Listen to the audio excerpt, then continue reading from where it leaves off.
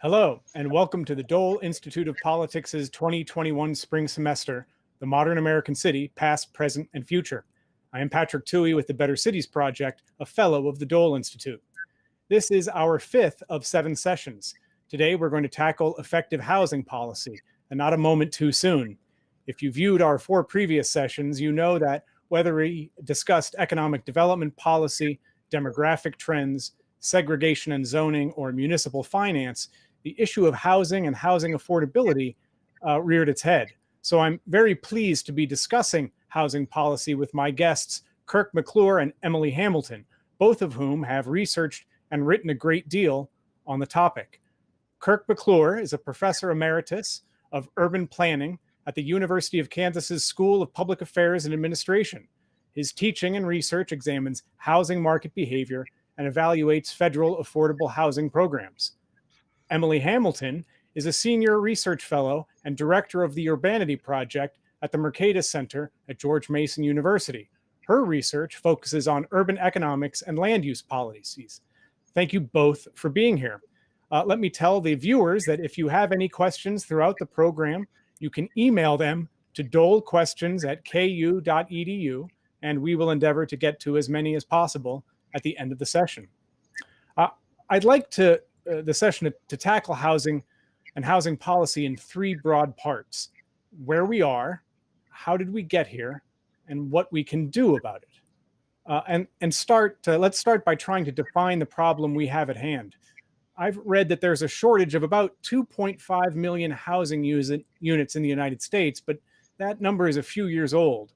Emily, is there still a housing shortage, and is it significant in a country of 350 million people?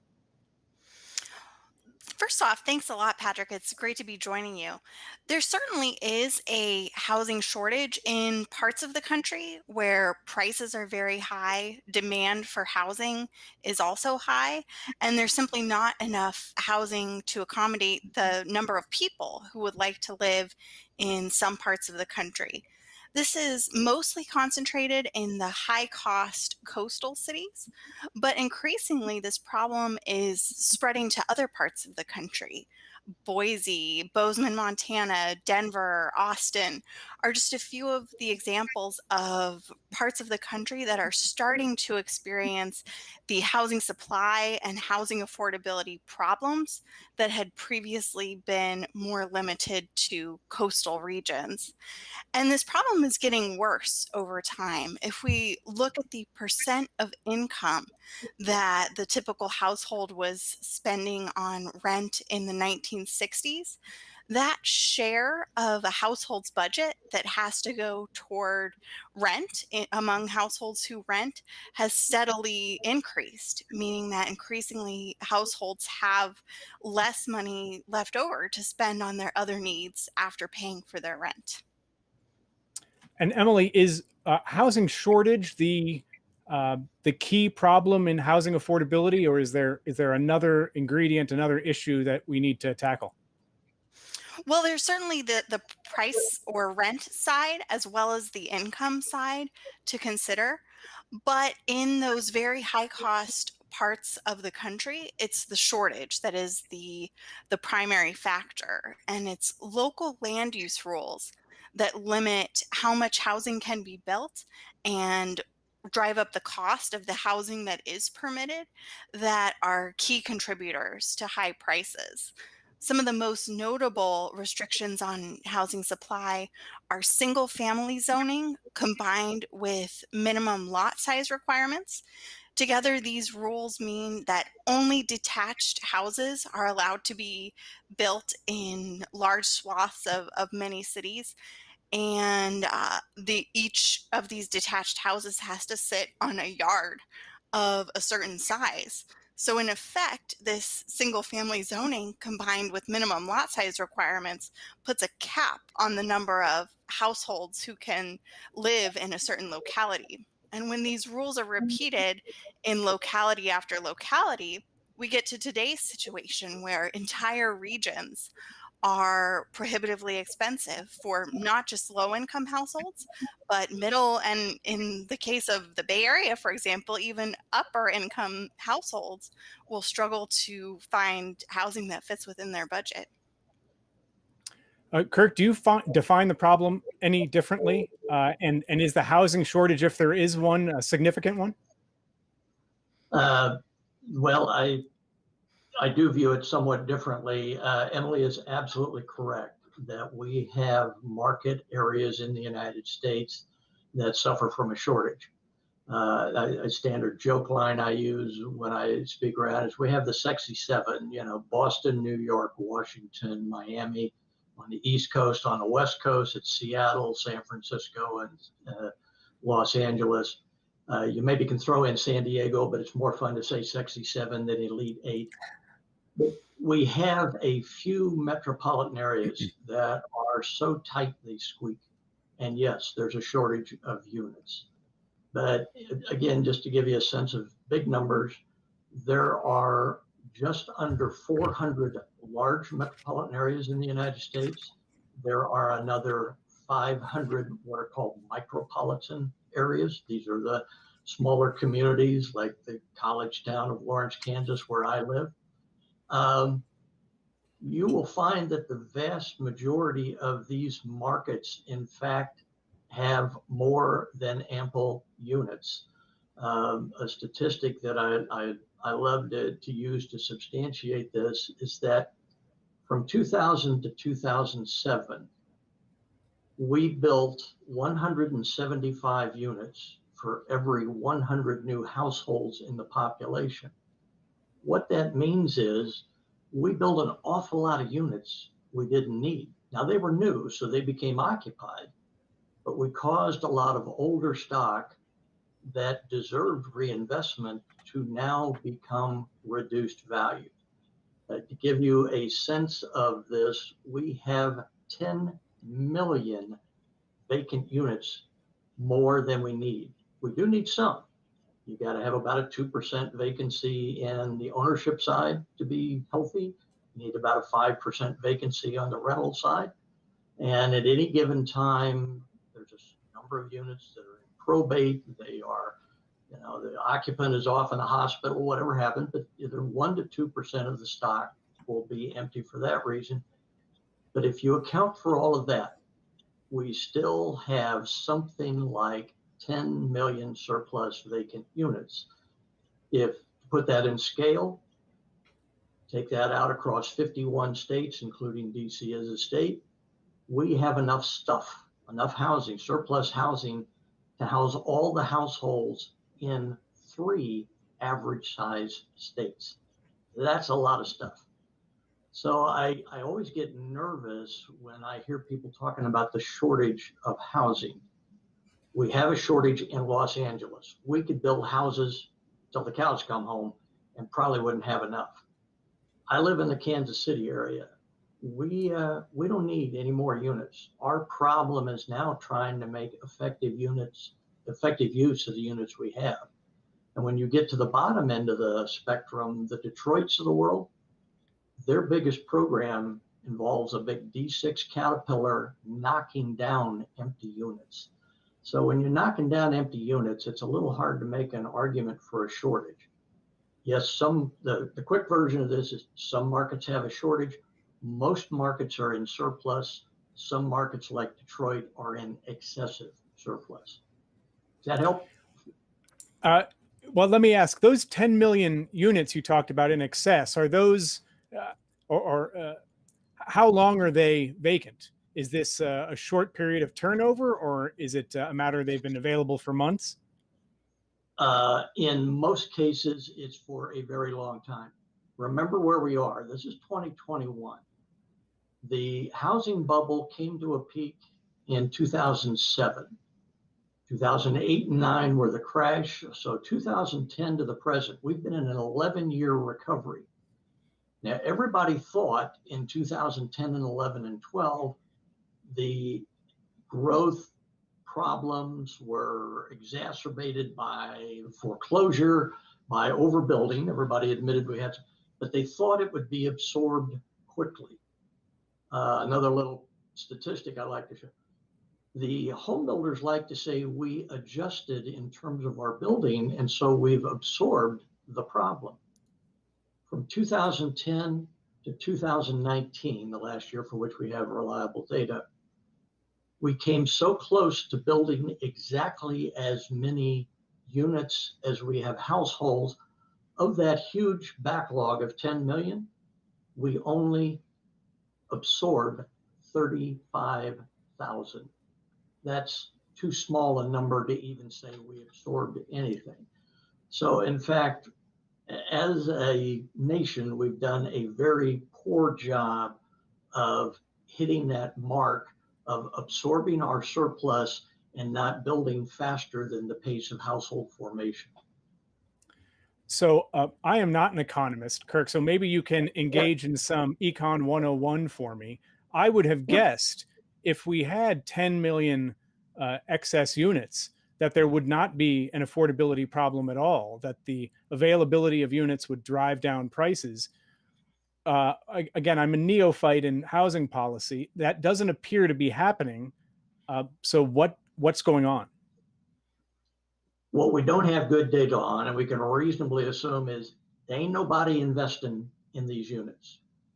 Houses left empty and off the market, they deteriorate very, very quickly. My hometown is Kansas City, Kansas.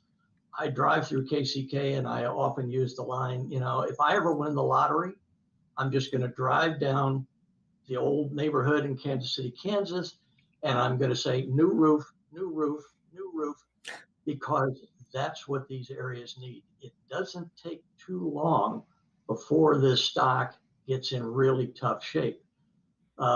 It's available if you want it, but the fact is it's not a viable market.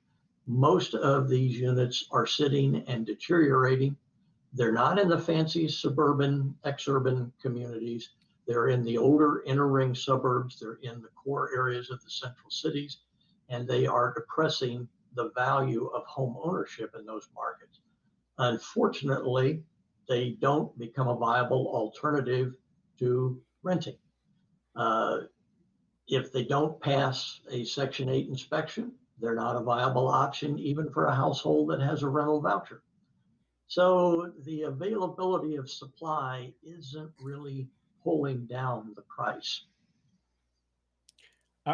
Emily, let me bring you in on this conversation about available units, vacant units, and the cost. It sounds like vacant maybe really doesn't mean what we think it means, because the house is available, but it might need so much work that it can't be moved into, and so isn't having the effect on driving down costs that we might expect. Yes, that's certainly true. And there's a floor on rental rates that seems to be higher than what we might think, where it simply isn't worthwhile for a landlord to rent out a unit at a very low price. There's a certain amount of money that rents have to be at for it to be worthwhile to maintain existing units or to bring new units onto the market through renovations. And I certainly agree with Kirk's point that in many parts of the country, it's not a shortage of housing that is causing affordability problems. But in some parts of the country where there's very high demand, vacancy rates are much lower than the rates that Kirk listed as signs of a healthy market, or certainly they were prior to the pandemic. And some of these markets are some of the most productive and highest income parts of the country. So when we shut out people from these very high productivity, high income places and say, well, there's housing available elsewhere, that means that many people might not be able to live where their best job opportunities or educational opportunities are located, having serious detrimental consequences for our economy as a whole and for income mobility. So if we set aside, Emily, the aspects of vacancy but not yet move-in ready, and perhaps a shortage. What are some of the other um, issues that affect housing affordability? Well, part of it is not simply the rules on the books, the zoning regulations I mentioned, like single family zoning or minimum lot size requirements, but also the process of getting new construction approved in, say, those sexy seven markets. Although I would make a little bit broader of a definition of the places that are very supply constrained. So if I want to build an apartment building in the DC region, for example, it's not simply the case that if I propose a building that is in line with the zoning rules on the books, I'll be able to get started on it quickly. This project would have to go through many months, sometimes years of approval processes before a developer can get the permits in place in order to move forward with a project. And that long time period, of course, adds serious cost to the cost of building housing that will ultimately be passed on to renters or to home buyers. And it also adds a lot of uncertainty when a developer or home builder doesn't know if they are ultimately going to get permission to build the building that they would like to, then that will result in a lot of projects simply not even being proposed in the first place. Kirk, this is an anecdote, but I'm aware that here in Kansas City, the city desperately wants to unload some of the vacant homes it has in its land bank, but that they have, let's assume they're reasonable requirements for the amount of cash you have on hand and how quickly you want to renovate the house and that you have to live in it. I imagine that there are barriers to improving vacant homes that are, in addition to just the simple cost of it. Does that show up in your data that cities, while well intended, may be part of the problem here? Um, there's no doubt about it. Yes, there's red tape. I remember meeting some folks that were in these urban homesteading land banking exercises, and they displayed frustration that said that the city would cooperate in helping them. But as a practical matter, I would suggest the largest constraint continues to be the weakness of the market. The city gives you a home for $1. And I've often told my students, you can go out to Kansas City, Kansas, and you can buy a home for one whole dollar. But there's strings that come along with it. You have to invest in it. You have to get it up to code approval, and you have to reside in it for 7 years. As a practical matter, that's still very tricky. A roof costs $5,000. A bathroom costs about $8,000. A kitchen costs about $10,000.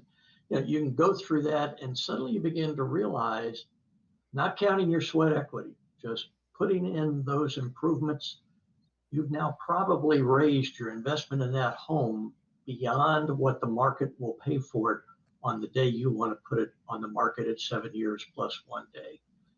So ultimately, the market is the arbiter of value. And yes, I'm sure there are plenty of stories about regulatory issues that pose a problem. I don't think they're the binding constraint. Let me talk a little bit more about renting, or at least Kirk asked you to talk a little bit more about renting. I saw you on a documentary out of Kansas City on evictions. And can you just talk a little bit about maybe particularly Kansas City, although I'm sure Kansas City isn't unique, into what's the market impact on rents, on rental availability, even before we went into COVID? Oh, I'm happy to. Listen, I'm very proud Kansas City and a loyal supporter of the Kansas City Royals.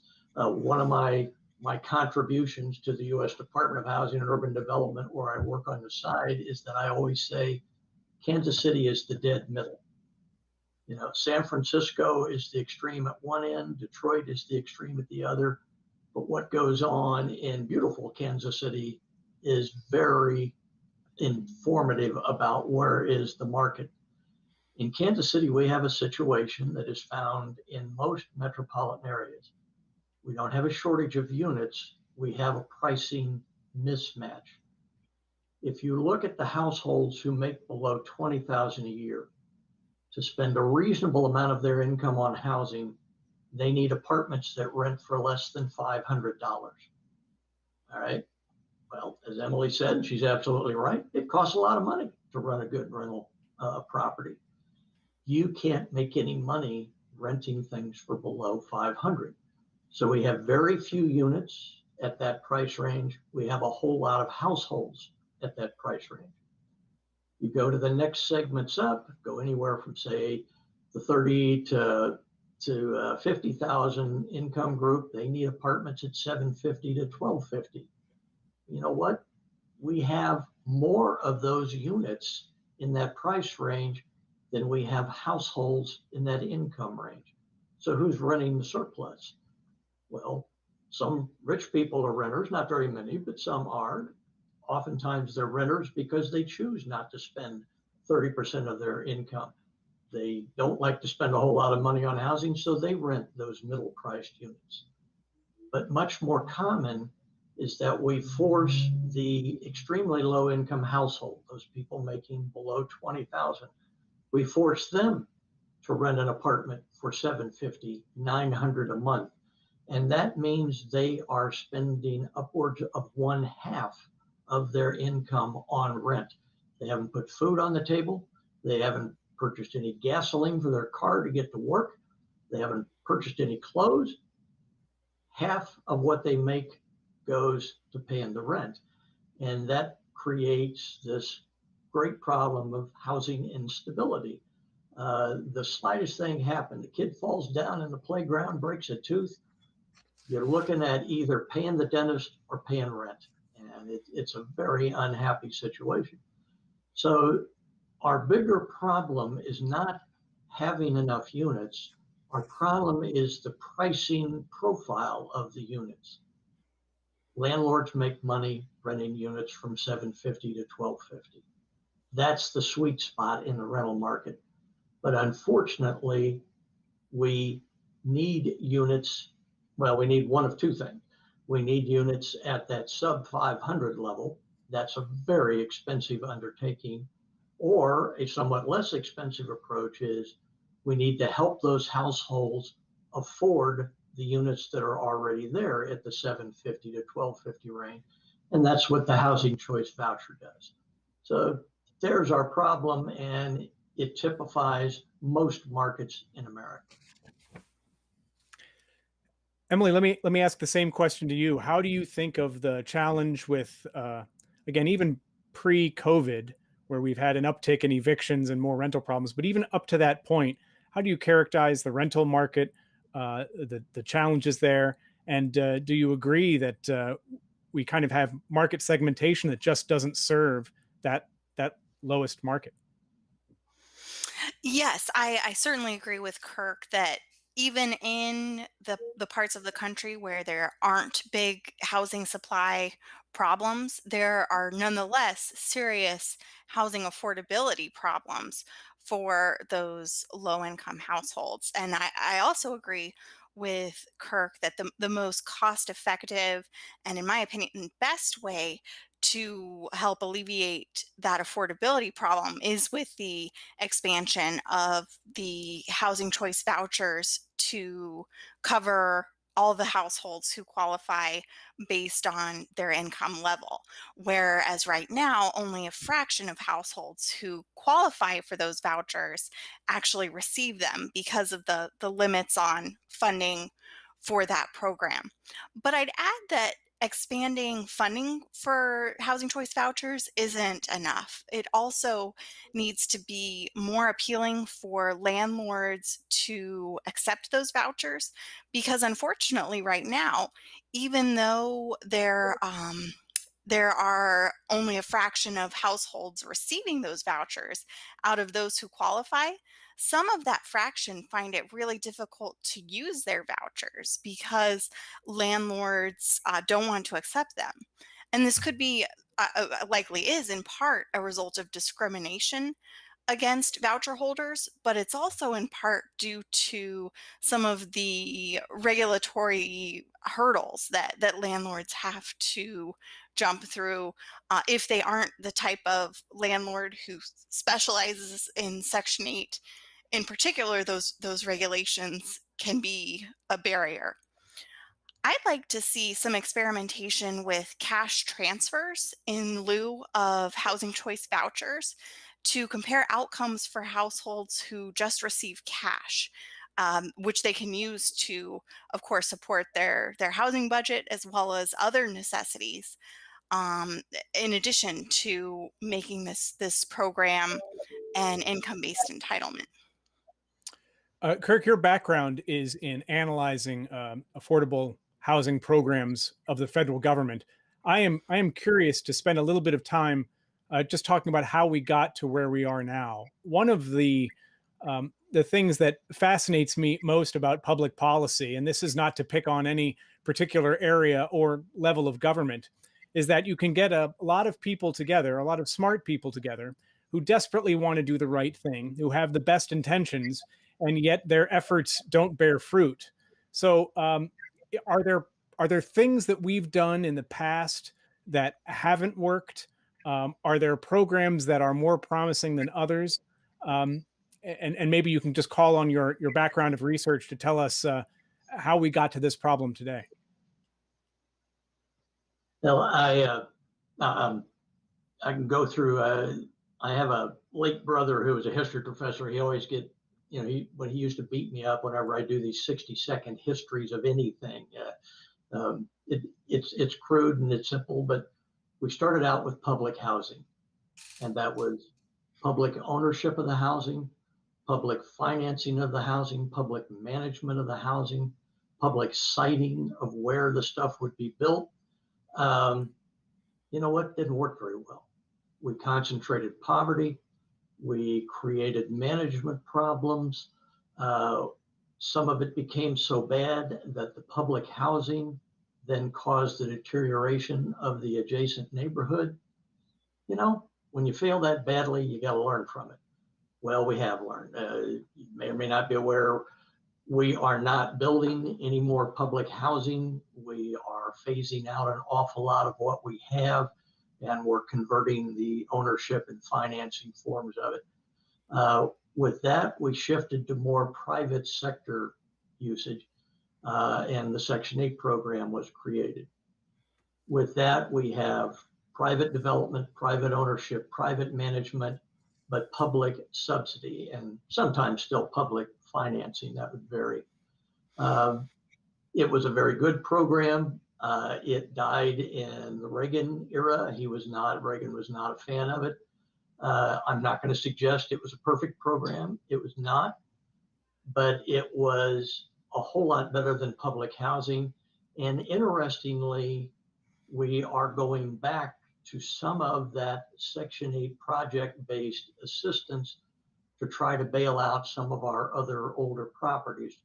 Strange as it may seem, our current low-income housing tax credit program, some of those properties are becoming highly old. Now, you can get 20 years out of a building without it needing to be recapitalized, you've done pretty well.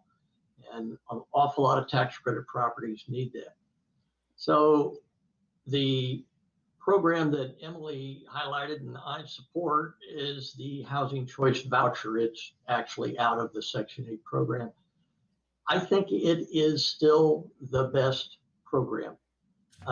It makes sure that the household does not pay more than 30% of their income on housing costs, independent of what their income is. If it's, let's assume the extreme, the household has zero income, the program pays all the rent and utilities on the unit. Of course, then that varies depending upon the income. It provides mobility to the household. It guarantees a certain amount of income to the landlord. But Emily hit the nail on the head when she pointed out that landlords are not thrilled about the program because it's added red tape. And there are some problems. In the world of carrots and sticks, I'm a great believer in carrots. We've got to make incentives sufficiently beneficial to landlords that they are indifferent between a market rate tenant and a tenant with a voucher. So some of these things have, well, and then let me get the last of this quick history.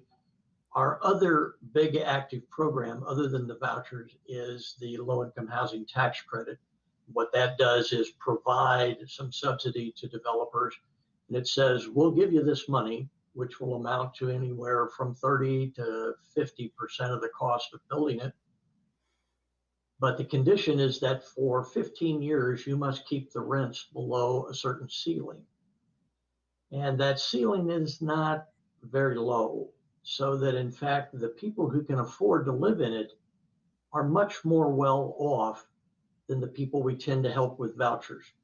In round numbers, the people who live with vouchers have incomes around $15,000 a year.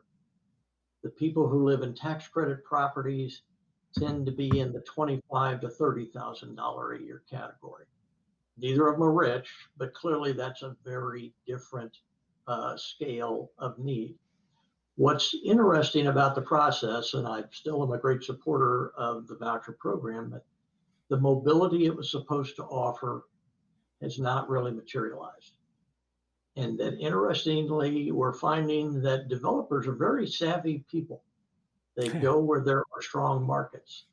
So where voucher households have had a hard time making entry into nicely serviced suburban communities, the phrase going around in housing now is high opportunity neighborhoods, meaning low crime, good schools, good shopping, job opportunities, so forth. The tax credit program is doing as well and maybe a little bit better at getting units located in those high opportunity neighborhoods. So we're slowly figuring things out. Public housing hasn't worked very well. Private development works better. I still tend to believe the voucher with a few incentives can be made to work even better than it's working now.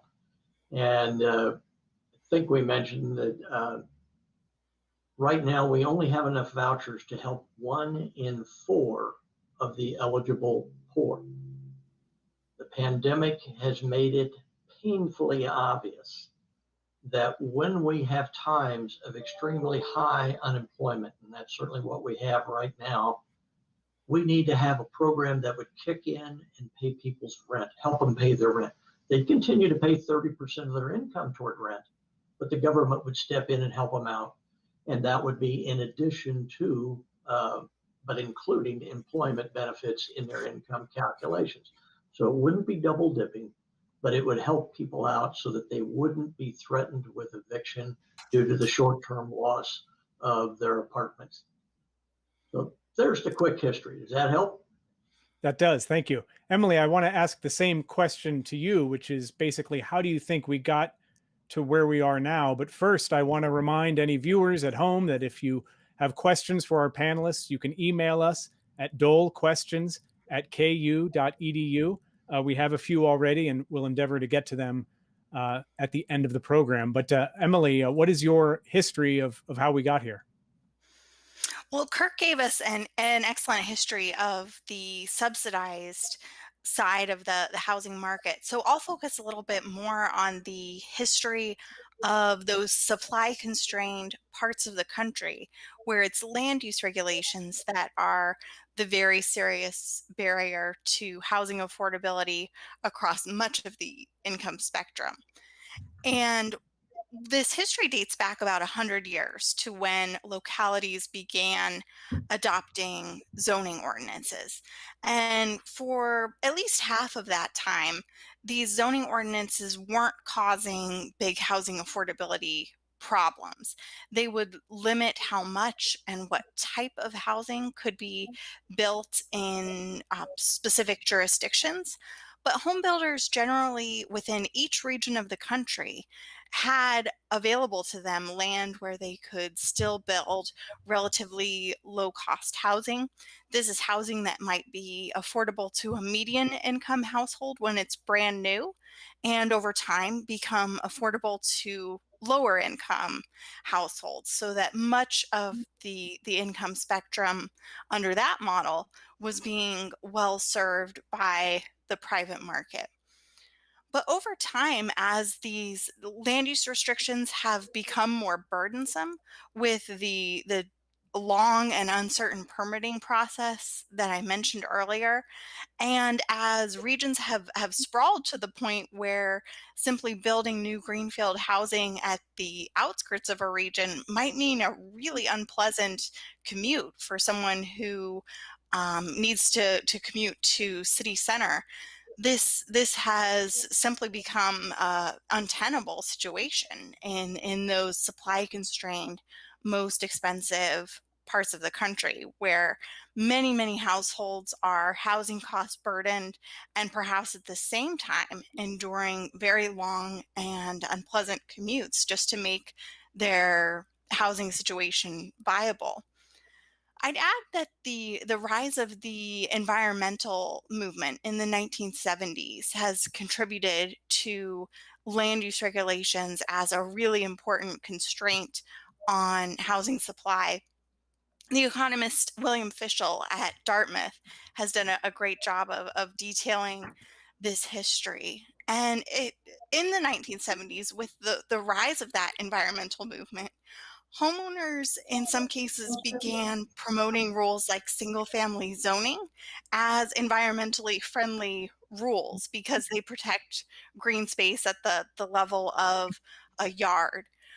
But in fact, when we have low density housing being the only type of housing that's permitted, it creates an very environmentally unfriendly metropolis where a huge amount of land has to be paved over in order to accommodate new housing supply.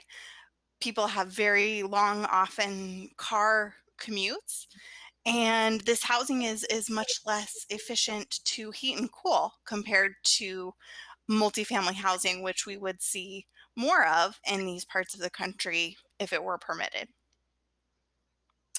Uh, Kirk, let me ask you about the costs of construction and some of the constraints. And again, feel free to push back on my premise, but we know that the costs of revitalizing property or rehabbing property is high. If we, through deregulation, for example, were able to make the cost of building new units uh, drastically cheaper, would simply having new units of all kind in a market, would that drive down costs at all levels? And I'm reminded of a study I saw a year or two ago, and I'm sorry I can't remember where it was published, but it said that even an increase in luxury housing in a market had the effect of reducing costs because it simply provided more units at the high end, and then, for lack of a better word, property trickle down helped people at the bottom. Would that be a solution, or are there other things going on that wouldn't make that worthwhile? Well, let me suggest that I think there are a whole lot of other things going on that uh, we can't say it won't work. They don't use the phrase trickle down much in housing. They like to use the phrase filtering. The notion is you add units at the top, then the units that used to be at the top will come down in price and be the second tier, and then that will push the second tier to the third.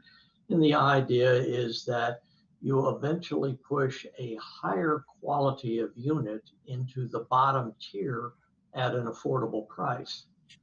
Uh, if that worked, then we would see renters living in good quality homes at affordable prices. Well, all the studies of filtering seem to find that filtering doesn't work very well. That in fact, it works a little bit, but let's say you have a luxury unit comes in at the top, pushes something down into the second tier, a new household is formed. These are these young college graduates who are going to make good money getting out of school. And so they move right in at tier two rather than at the bottom tier. So the notion of filtering is there. It just doesn't work very well. What I would suggest is probably the greater force is the popularity of all this regulation. I sympathize with builders when they say, it costs me to put sidewalks on both sides of the street. It costs me when I have to have a 75-foot frontage to the yard instead of 50. It costs me when I have to have 2,600 square feet of home, or, and they go through the list, and it's absolutely true. Except that all those regulations appeal to somebody, including, as Emily pointed out, those environmental regulations. Somebody is served by them, and the somebodies are the people who are making fairly good money. We have an awful lot of stratification in our markets. Very rich people do better if only very rich people live in their community. And then medium rich people they do better off if only medium rich people.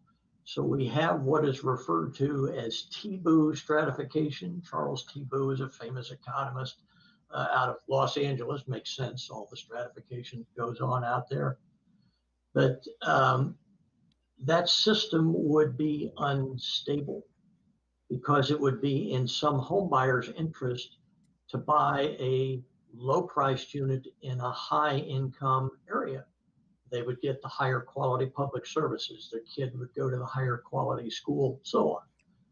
Well, as it turns out, the rich people don't want that lower priced home in their neighborhood because it may lower the value of their own home, and it allows what in taxation they refer to as the free rider. That incoming low income person pays a low contribution through property taxes, but gets to enjoy the high quality of services. So I've long been one of those economists who believes that zoning, and it hadn't occurred to me till Emily said this, we are just about at the 100th birthday of zoning. We ought to have a post-mortem or something, but zoning originally was to separate bad land uses, industrial uses, from residential. Somewhere in the post-war years, it ceased to do that. What it does now, it's the enforcement mechanism that people use to stratify communities by the very rich, the not so rich, the middle, the poor. And we see this all over America. So the quick answer to your question is yes. If we had some sort of monarch who suddenly would come in and reduce regulation, there's little doubt in my mind that we could build housing that's not as expensive, better serves the environment, better serves movement to opportunity. But I have enormous confidence that rich people will find a way to further protect their interests. It wasn't that long ago that the concept of gated communities was invented. I had never heard of one. I had to go out and figure out what this was. And then I figured out it was nothing more than the next level of homeowners association that said, if you're not one of us by income, by taste in housing, then you can't come in our gates. So remember that it's going to take a phenomenal shift in political sentiment to make a change in the regulatory barriers to more affordable housing. Well, everyone, you heard it here first. Kirk McClure of KU is a monarchist and for God and country and crown. Emily, let me follow up on that, because you've written about Houston, which is a city that has grown a great deal. And I won't put words in your mouth, but perhaps hasn't had the increase in housing costs that have been seen elsewhere in the country. Am I characterizing it correctly? And what did they do right? That's right. Houston has grown faster than the country as a whole in terms of population over recent decades. Period of many years, it's experienced very fast growth compared to the rest of the country. Yet the median house in Houston is less costly than the median house in the country as a whole. And Houston has a well deserved reputation for lots of new greenfield development at the outskirts of the region, or lots of urban sprawl, if you will. And I certainly wouldn't say that Houston has done everything right in terms of transportation or land use planning. But this reputation for sprawl obscures that Houston also permits lots of multifamily housing, and in recent years has passed several pro density reforms that have allowed for infill construction, which is the redevelopment of already built out neighborhoods in some of the parts of the city that have excellent access to job centers. In 1998, Houston reduced its minimum lot size within its inner beltway from 5,000 square feet down to effectively 1,400 square feet. And this has resulted in the construction of tens of thousands of townhouses that have allowed for more home buyers to purchase housing in some of those close in, very desirable neighborhoods than otherwise would have been able to. And more recently, Houston has also passed some parking reforms that allow home builders and commercial developers to build projects that include only as much parking as those developers think serves their customers' interests, rather than the amount of parking that is otherwise mandated by local rules. So I don't doubt, Emily, that Kirk is right when he says that the haves will jealously protect what they have and fight reforms that might increase density in their neighborhood. Is the case with Houston that the city council had more intestinal fortitude, or perhaps is it because Houston never instituted those zoning requirements in the first place, and so there wasn't as much to jealously protect? Yes, I think it's the latter. Houston does not have use zoning, so there is no part of the city that is off limits to residential development or to multifamily development unless there are private deed restrictions in place preventing that. But much of the city is open to both single and multifamily residential development. Three times, Houston has had ballot initiatives proposing the adoption of a zoning ordinance that three times voters voted down and said, we want to keep the institution as it is now without that use zoning in place. So I think there's a lot to learn from those places that are more open to housing, and I think there's an important opportunity to pass reforms in those places that are not currently so closely guarded by homeowners who want to protect their own interests in order to prevent that from happening down the road. So let me follow up on exactly that, because around the country, we have seen cities, based on the demands of their residents, relax some of their zoning. I think Berkeley may have been the most recent, but certainly in Seattle, the state of Oregon adopted some. And we even have in parts of California YIMBY movements, which is short for Yes in My Backyard. Let's try to end on a happy note. What are some of the good signs around the country for reform that is, perhaps it's too early to say showing results, but at least optimistic that we're on the right track? Yeah, you highlighted some great examples there. When I first started working on housing affordability issues about 10 years ago, I was much more pessimistic than I am now because of all of the political interests that Kirk laid out that are obstructing regulatory reform. But we've seen recent innovations at both the state and the local level intended to make it easier to build more and lower cost housing, that challenges my pre-held beliefs about how durable barriers to new housing construction were.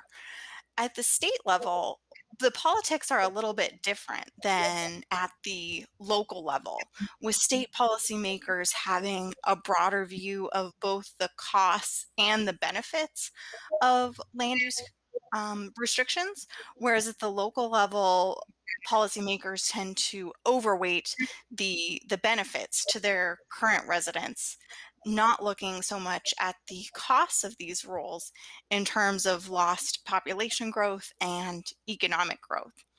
So, as a result, we've seen some states step in, particularly on the West Coast, passing state laws that preempt some single family zoning or allow homeowners to build what are known as accessory dwelling units, which could be a backyard cottage or a garage apartment that homeowners can rent out to a tenant. And we've even seen reform at the local level, which is even more surprising to me, and encouraging to me.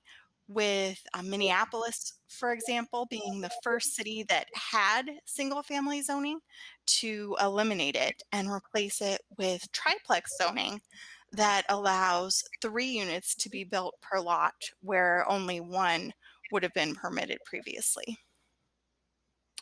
Kirk, let me ask you also to help us end on a happy note. I know you and Emily both advocate for housing vouchers. Can you just explain briefly what that is exactly, how it differs from existing housing support, and more importantly, are there and I know your expertise is at the federal level, but are there cities, localities that have had good results trying or expanding the program? Okay, simply the voucher is a near cash item. Uh, the metaphor is made with what we all used to remember as food stamps. They've changed names, but it says, look, here's a certain thing of value, but it can only be spent on housing. So it's awarded to a extremely low income household. They go rent an apartment. As long as the apartment meets physical inspection, the landlord is willing to accept the voucher as payment of rent. Uh, those sort of and the rent is not excessive. Then, in fact, the household is allowed to live in that unit even though they would not normally be able to afford it. Now, it operates almost entirely at the federal level, but there are a variety of local efforts to try to expand this. I'm happy to say right here in Lawrence, Kansas, we have a small local voucher program. We have a domestic violence center. If a person, almost always a woman, needs to come through that unit, but we need to help her get into an apartment as quickly as possible, then we can't wait long enough to get through the voucher waiting list. So we get her into an apartment and the local government pays the rent until such time she's either gainfully employed or can get on the federal level. So we've had very good success with these programs. They tend to be fairly cost effective. They don't have the level of, you mentioned YIMBY, that's the opposite of NIMBY, not in my backyard. When we tried to build affordable housing in a neighborhood that has not previously accepted affordable housing, the NIMBY, not in my backyard opposition is very common.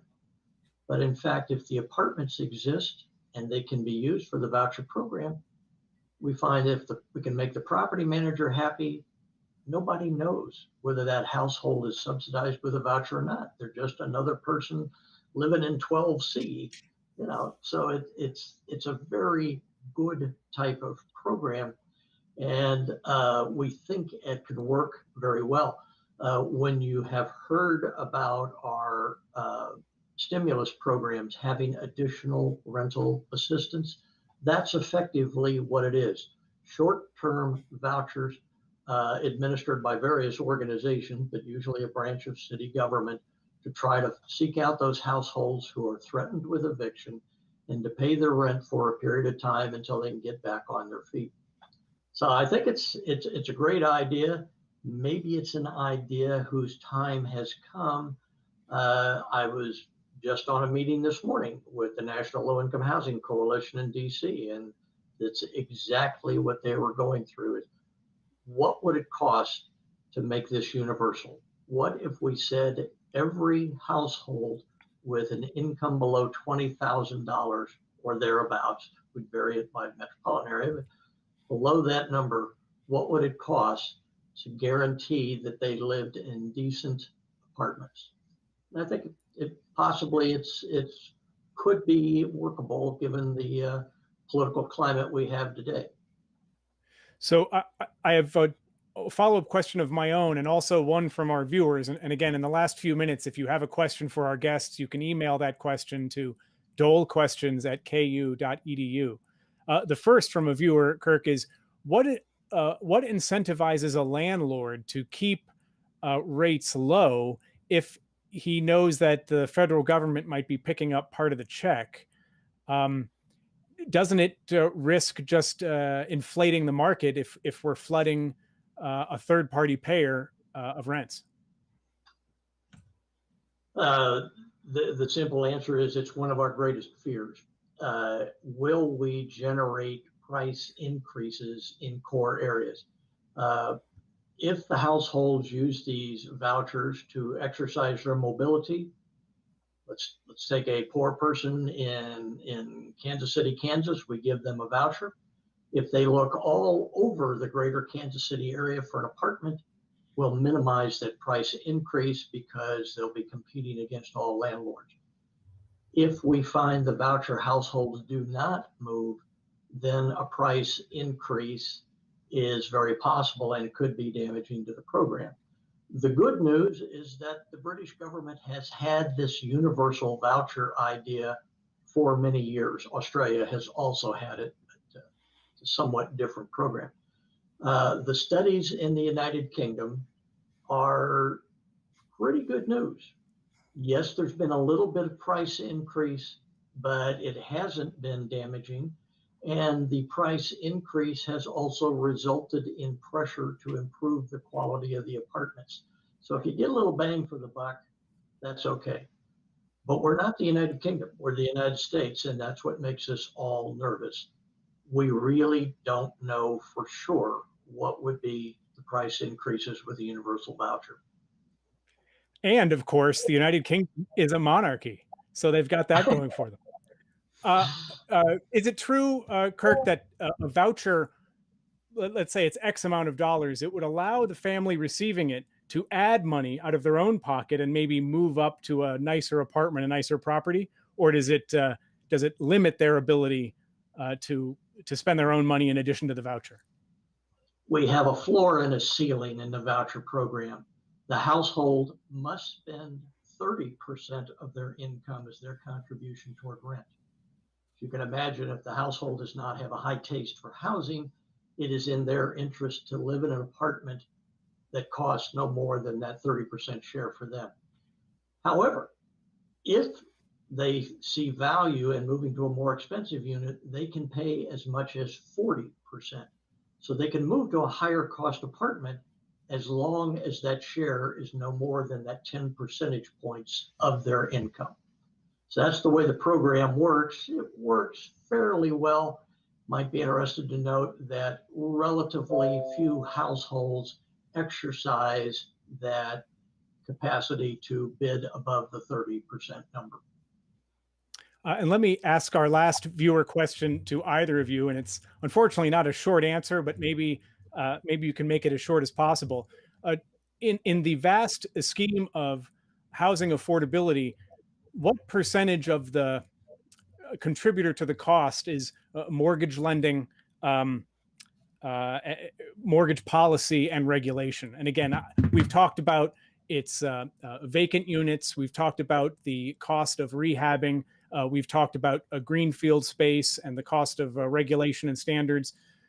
Do we know what just mortgage availability is compared to those other cost items?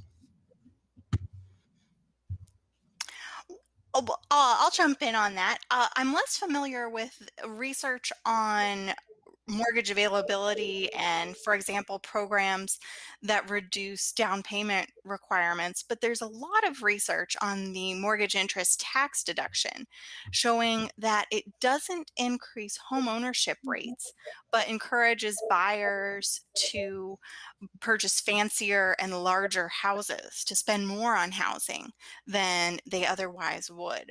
So there's good evidence that the mortgage interest tax deduction is increasing the cost of new housing as home builders build to the price level that buyers want with that deduction in place.